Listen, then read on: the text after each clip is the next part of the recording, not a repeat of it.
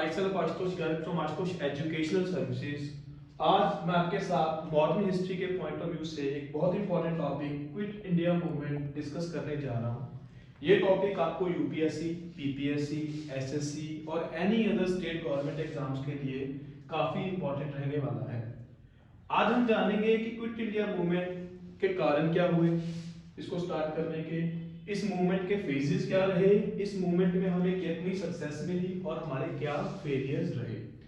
तो स्टार्ट करते हैं पहले क्विट इंडिया मूवमेंट के बारे में। तो इस मूवमेंट को पॉपुलरली अगस्त क्रांति के नाम से जाना जाता है, जो स्टार्ट हुई 8 अगस्त 1942 को फ्रॉम ग्वालियर टैंक मैदान, मुंबई। तो इससे पहले 1942 का जो सेशन है ऑल इंडिया कांग्रेस कमेटी का, उसमें महात्मा गांधी डिक्लेरेशन करते हैं क्विट इंडिया मूवमेंट की, जिसमें ये डिमांड रखी जाती है कि अब हमें डोमिनियन स्टेटस नहीं, अब हमें कंप्लीट इंडिपेंडेंस चाहिए। तो ये मूवमेंट स्टार्ट होती है अंग्रेजों को भारत छुड़वाने के लिए। तो इस मूवमेंट का नाम इसीलिए क्विट इंडिया मूवमेंट रखा जाता है। और जो क्विट इंडिया का स्लोगन है ये दिया जाता है यूसुफ मेहरली के द्वारा। ये वही पर्सन है जिन्होंने इससे पहले साइमन गो बैक का स्लोगन भी हमें दिया। इसी मूवमेंट के दौरान फर्स्ट टाइम गांधी जी, जो अभी तक नेशनल मूवमेंट में नॉन वायलेंस की स्टिक लेके चल रहे थे, उन्होंने फर्स्ट टाइम डू और डाई का ओपन स्लोगन दिया लोगों को, करो या मरो। इसी मूवमेंट के टाइम अरुणा आसफ अली, जिन्हें grand old lady of independence movement के नाम से जाना जाता है, उन्होंने the then known Indian flag को होस्ट किया ग्वालियर टैंक मैदान में। इस मूवमेंट के दौरान जो प्राइम मिनिस्टर थे इंग्लैंड के, दैट वाज विंस्टन चर्चिल, और उस टाइम जो वाइसरॉय थे दैट वाज लॉर्ड लिलिथगो। तो दोस्तों बात करते हैं इस मूवमेंट के कॉजेस की। तो जो सबसे पहला कॉज रहा इस मूवमेंट का, that was the Cripps mission. तो विंस्टन चर्चिल ने भारत में सर स्टेफन क्रिप्स की अगुवाई में एक मिशन भेजा, दैट वाज क्रिप्स मिशन।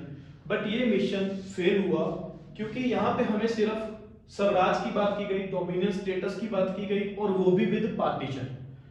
तो हमारे लीडर्स ने इसे रिजेक्ट कर दिया, गांधी जी ने इसे पोस्ट डेटिव चेक बोल के नकार दिया, और जवाहरलाल नेहरू जी ने उस पे ऐड ऑन कर दिया उन्होंने फेलिंग पेन।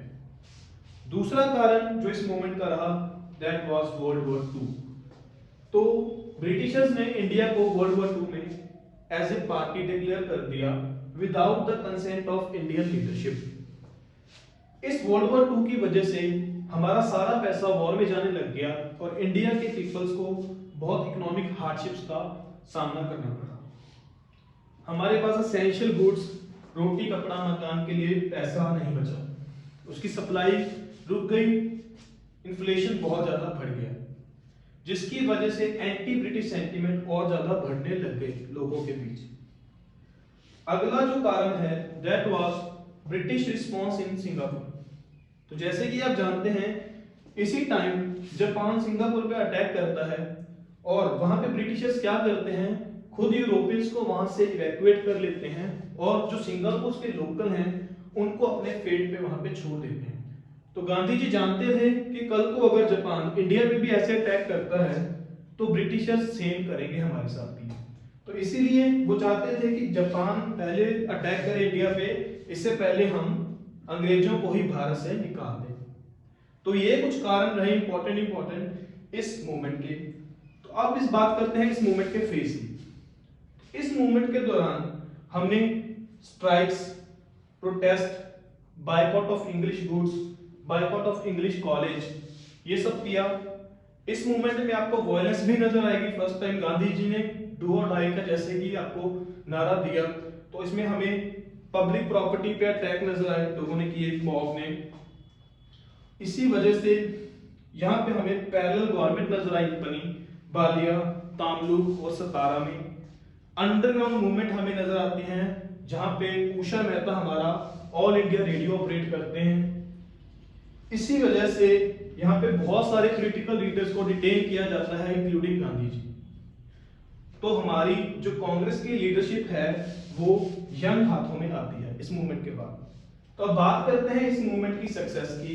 तो देखिए इस मूवमेंट में आपको वुमेन पार्टिसिपेशन नजर आएगा, पीजेंट पार्टिसिपेशन नजर आएगा, आपको कॉमन पीपल मैदान में उतरते नजर आए इस मूवमेंट में।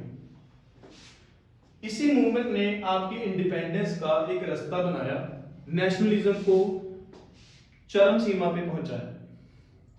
अब बात करते हैं ये मूवमेंट फेल क्यों हुआ। जैसे कि आप जानते हैं इस मूवमेंट में वायलेंस हुआ, तो ब्रिटिशर्स ने उसको बहुत ब्रूटली सप्रेस किया। तकरीबन 1 लाख से ज्यादा लोगों को डिटेन किया गया। फिर जो हमारी इंडिया की कुछ मेजर पार्टीज थी, जैसे कि मुस्लिम league, Hindu Mahasabha, communist party, इन लोगों ने इस मूवमेंट में सपोर्ट नहीं किया। मुस्लिम लीग ने इसलिए सपोर्ट नहीं किया because they want their matter of partition to be handle first. Hindu Mahasabha को ये लगता था कि इस मूवमेंट की वजह से देश में इनसिक्योरिटी आ सकती है, तो उन्होंने भी इस मूवमेंट में पार्टिसिपेशन नहीं दिखाया। कम्युनिस्ट पार्टी ऑफ इंडिया, जैसे कि आप जानते हो कि they were allied to Soviet Union and British was allied to Soviet Union against Nazi Germany, तो हमें कम्युनिस्ट पार्टी का भी यहाँ पे सपोर्ट इस मूवमेंट में नहीं मिला, जिसकी वजह से इस मूवमेंट को थोड़े टाइम के बाद सप्रेस कर दिया जाता है। तो दोस्तों, ये सारा क्विट इंडिया मूवमेंट के बारे में जो मैंने आपको बताया, यही आपके एग्जाम पॉइंट ऑफ व्यू से इंपॉर्टेंट है। ऐसे ही वीडियोस और देखने के लिए, इंटरेस्टिंग वीडियोस को देखने के लिए, वैल्यूएबल मटेरियल के लिए हमारे चैनल को सब्सक्राइब करें, फॉलो करें और शेयर करें। Thank you.